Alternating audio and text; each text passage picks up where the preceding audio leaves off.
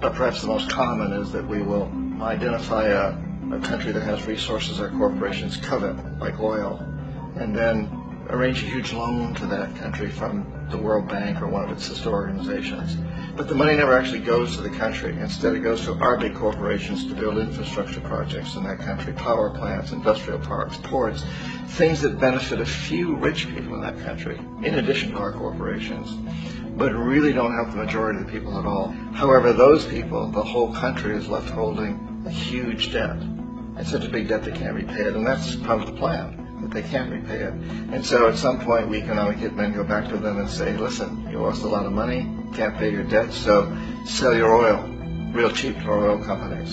Allow us to build a military base in your country, or send troops in support of ours to someplace in the world like Iraq, or vote with us on the next UN vote, to have their electric utility company privatized and their water and sewage system privatized and sold to U.S. corporations or other multinational corporations. So there's a whole mushrooming thing, and it's so typical of the way the IMF and the World Bank work, that you put a country in debt, and it's such a big debt it can't pay it, and then you offer to refinance that debt and pay even more interest.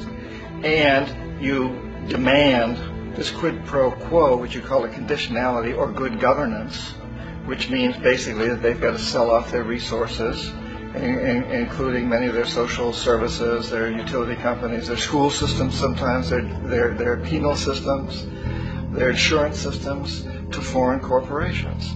So it's a double, triple, quadruple whammy.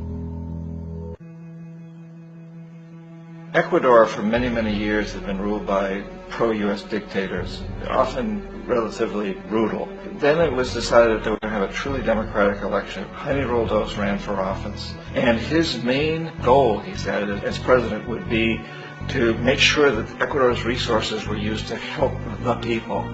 And he won, overwhelming, by more votes than anybody had ever won anything in Ecuador. And he began to implement these policies to make sure that the profits from oil went to help the people.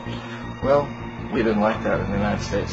I was sent down as one of several economic hitmen to change Roldos, to corrupt him, to bring him around, to let him know, okay, you can get very rich, you and your family, if you play our game, but if you continue to try to keep these policies you've promised, you're going to go. He wouldn't listen. He was assassinated. As soon as the plane crashed, the whole area was cordoned off.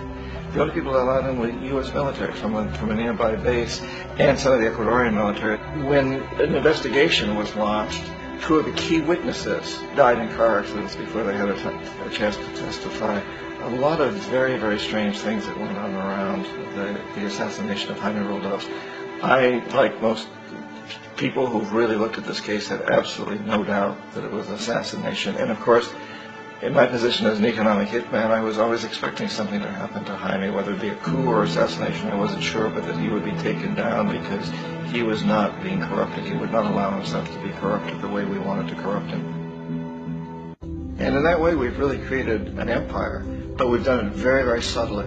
It's clandestine. All the empires of the past were built on the military, and everybody knew they were building them. So the British knew they were building them, the French, the Germans, the Romans, the Greeks. And they were proud of it, and they always had some excuse, like spreading civilization, spreading some religion, something like that. But they knew they were doing it. We don't. The majority of the people in the United States have no idea that we're living off the benefits of a clandestine empire, that today there's more slavery in the world than ever before. And in a way, our government is invisible a lot of the time, and its policies are carried out by our corporations on one level or another. And then again, the policies of the government are basically forged by the corporatocracy and then presented to the government. They become government policies. So it's an incredibly cozy relationship. This isn't a conspiracy theory type of thing. These people don't have to get together and plot to do things. They all basically work under one primary assumption, and that is that they must maximize profits regardless of the social and environmental costs.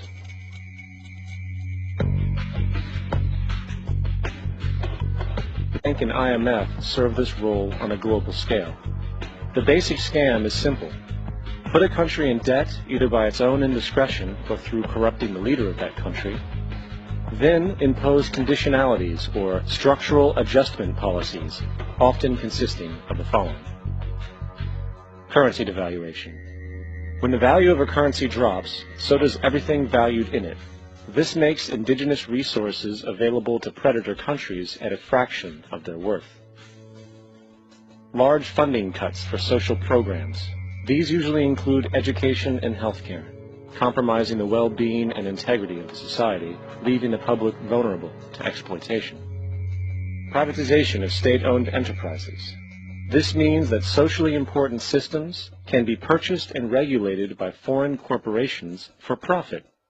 In the late 1960s, the World Bank intervened in Ecuador with large loans.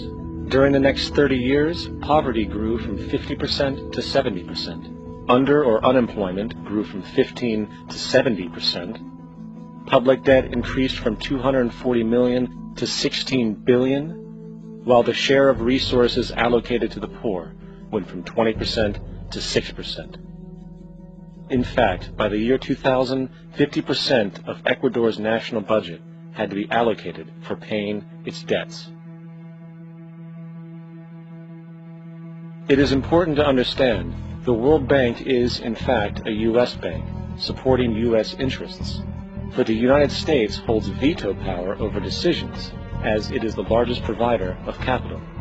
And where did it get this money?